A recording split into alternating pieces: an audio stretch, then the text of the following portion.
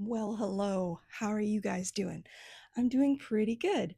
I have been consuming a lot of content lately that has to do with overconsumption and people commenting about how that's a thing that is being proliferated, arguably because of the internet being what it is and influencers and social media platforms and all of that, and just sort of building your brand and your income basically on the back ultimately of overconsumption or people who might be inclined to enjoy shopping and buying things.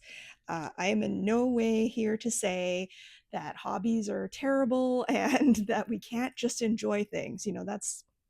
That's not my angle. But along with sort of re-engaging with books and things from 25-ish years ago, um, I look around at my room here, and if you were here you'd be like, whoa, girl, you got stuff. Because I totally was an overconsumer at one time. About 10-15 years ago or thereabouts. um, that was sort of where I was at too. I started beadworking and doing all manner of things to do with that. I started quilt making. I started other types of embroidery. I started those kinds of things. I did briefly diamond paint too. If you're wanting, another silly thing to add to the pile. I have donated all of my diamond painting stuff because I know that I'm not going to do that. And it's plastic anyway. It's terrible. That's a hobby that I'm kind of like, we need to stop that one. It's pure plastic, all of it. Anyway, my goal now is to consume the supplies that I've got. I've got a lot of raw materials just sitting around me. Here's a fun example. Here's a bag of 10-inch squares of quilter's cotton that I have. Just for starters, there's 2.5-inch strips here. There's 2.5-inch squares. There's 5-inch squares. There's some English paper piecing going on, so hexagons, things like that. Um, I'm just looking at and that's just my couch. um, anyway, the thing of it is, I bought a lot of stuff when I was really, really, really caught in a bad place emotionally, which I understand is something that a lot of us do when we're feeling down about our lives or the world around us going to hell. It feels gratifying to see someone that you like on TikTok being like, hey, buy these markers, or hey, get this mascara, or whatever your kind of vice is for shopping. It feels good to be like, yeah, I'm gonna get that. Click, right? It feels good. But then you end up with a lot of stuff. And honestly, I've got like beads. These happen to be dated. I got these beads on the 28th of June, 2015. These are 10 years old. And I bought a lot of beads from these people. So I've got bags of beads that are 10 years old, and I've got some that are even older than that. So my plan is to use them, not buy more, but use them in projects. And once I feel that I've done what I will with them, then I'm probably going to end up donating that which I simply won't use or don't have space for, or have lost interest in the project, whatever. That's sort of my thing lately. And it's fun to actually go through your goodies and use them. There's some of those bright orange beads right there that I just put on my car the other day. Uh, it's fun because it's all your stuff. So it's like going to the store. For me, I'm just like, wow, I don't even remember buying that. But it's a cool thing. Nice. So I'm hoping, because I have a lot of stuff. I have a lot of embroidery. I have a lot of cross stitches that are not finished. I have a lot of quilts that are in progress. I have unfinished quilt tops. I have quilt kits that are completely uncut. Just miles and miles of yardage of fabric in those kits alone. And I it would be a full-time job to get through all of these projects and have them become the useful things that I want them to be and that I always wanted them to be. But I had no energy to see it all through.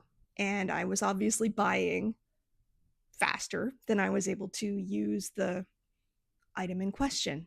And instead of feeling guilty about it, I figure, well, it's all still here.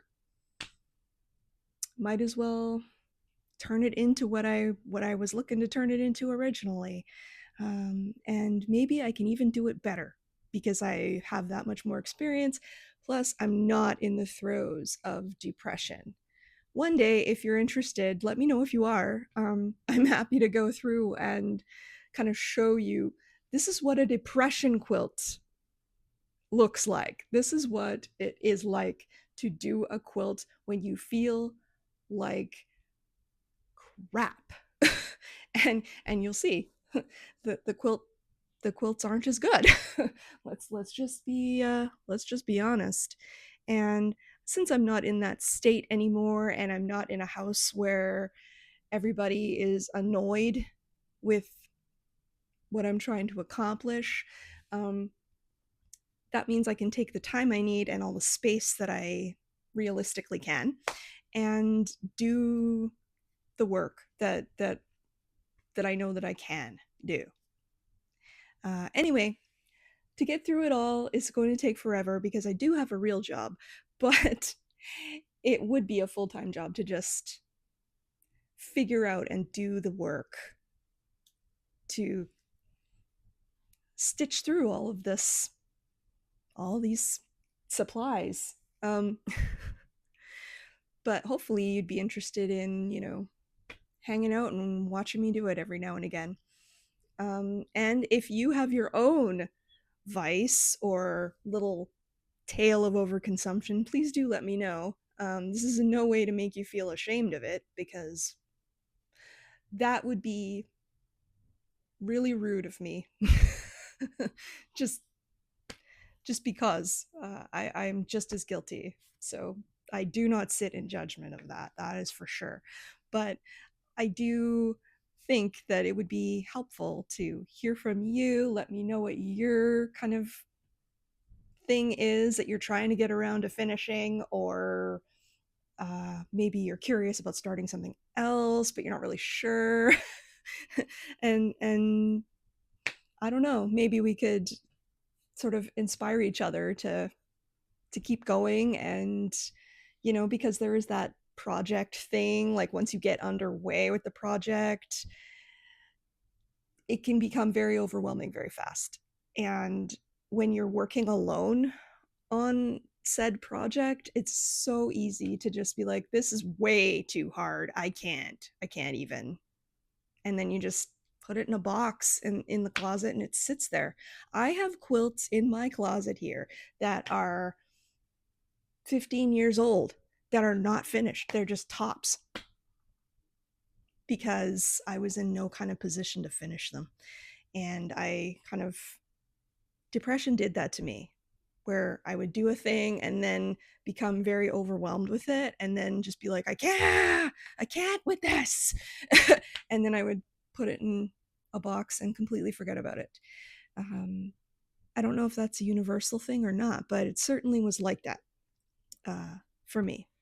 And if I wasn't finishing something fast enough or well enough in my estimation, that was used by me to judge myself harshly and be like, hey, you know why you can't do this like a pro? Because you're lame and you suck.